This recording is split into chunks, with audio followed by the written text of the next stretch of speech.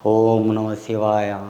శంభో శంకర, హరంబర మహాదేవ, ఏడుకొండలవాడ Venkateswara, yeah Lakshmi Narasimhaswamy, నీ పాదాల సాక్షిగా ఈ కుంభరాశి వారికి ఇప్పుడు ఫిబ్రవరి 1వ తారీఖు నుంచి 29వ తారీఖు వరకు ఈ నెల ఏడాది ఒక 2-3 సంవత్సరాలకు ఒకసారి 29 రోజులు వస్తుంది.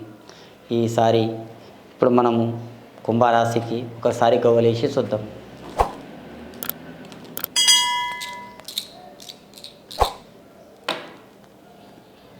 చూడండి, చిత్త 2 పడ్డాయండి, 2 చిత్త పడ్డాయి, 3 బోల్తా పడ్డాయండి కుంభరాశి వారికి. ప్రతి సంవత్సరం ఫిబ్రవరి 28కే ఉంటుంది. ఈ సంవత్సరం 29 వచ్చింది. కానీ మంచి ఘడియలు ఉన్నాయండి కుంభరాశి వారికి.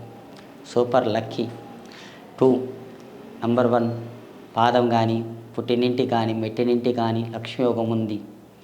కానీ మగపిల్లగాడు ఉంటే అదృష్టం రేకాటం. కుడి భాగం పుట్టుమచ్చ ఉంటే చాలా మంచిది. కుడి భాగం ఉండాలండి. కుడి భాగం మగపిల్లానికి ఉండాలి, మంచిది. కుడి భాగం ఉండాలి, మంచిది. ఆడపిల్లకి ఎడమ భాగం ఉండాలండి, లెఫ్ట్ హ్యాండ్కి. కుడి భాగం పుట్టుమచ్చ ఉండాలి, చాలా లక్ష్మీకళ. కానీ అమ్మాయి అదృష్టం రేకాటంలో అమ్మాయి పెళ్ళి చేసుకున్నా కానీ 25 లోపటిని కానీ కాలం అదృష్ట రేకాటంలో పెళ్ళి అనుకోకుండా కిరికిరి మీద, సదా కిరికిరి మీద, కొందరు ఇష్టం ఉంటుంది, కొందరు ఇష్టం ఉండదు. లేనిపోని చికాకులు, లేనిపోని గొడవలు, లొల్లి, కిరికిరి, సంసారంలో సుఖం ఉండకుండా, భార్యాభర్తలు తెగిపోవటంలో కానీ, సంసారంలో వనవాసంలో కానీ, రాముడు ఒక దిక్కు, సీత ఒక దిక్కు వనవాసం. ఆ టైం పోయిందండి. ఆ కాలంలో చేశారు.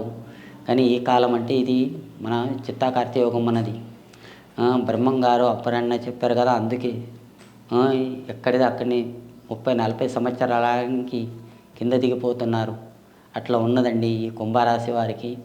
అందుకే ఏదైనా కానీ నిదానం చేయండి. మీ అనుకున్న పనుల్లో కానీ, హరకత్ బరకత్తులో కానీ మంచిగా ఉంది.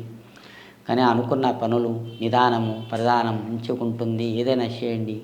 కొత్త ఇల్లు కట్టాలనుకున్నా, కొత్త స్థలం కొన్నా, ఏదైనా జాబ్ చేసినా, ఏదైనా చిన్నదో మన పేద కుటుంబంలో ఉన్న వాళ్ళు ఏదైనా దుకాణం పెట్టినా, కిరాణా షాప్ పెట్టినా, దుకాణం, పాన్ డబ్బా, ఏదైనా హోటల్ పెట్టినా, చిన్న పనులు చేసుకుంటూనే పైకి వచ్చేవాళ్ళు ఉన్నారు. మీరు ఆలోచించండి. ఆ అదృష్టం కుంభరాశి వారికి ఇట్లా ఉన్నది. మీ పేరు మీద ఖర్చు ఎక్కువ ఉందండి, ఆదాయం తక్కువ ఉంది. ఈ సంవత్సరం మీరు అనుకున్న పనుల్లో మీకు బాగా జరుగుతుంది.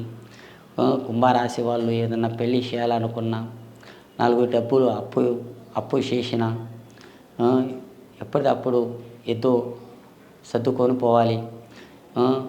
అప్పులు తీసి నెత్తి మీద వేసుకోకండి. ఒకరికి జమానత్ సులేటి చేయకండి. సులేటి జమానత్ అలాంటిది అచ్చుపడు రాదండి. ఒకరికి జమానత్ చేస్తే కూడా ఎప్పటికప్పుడు తెచ్చుకోవాలి. అదృష్టం రేఖ బాగుంది. అనుకున్న పనుల్లో శుభం జరుగుతుంది. జై శ్రీరామ్.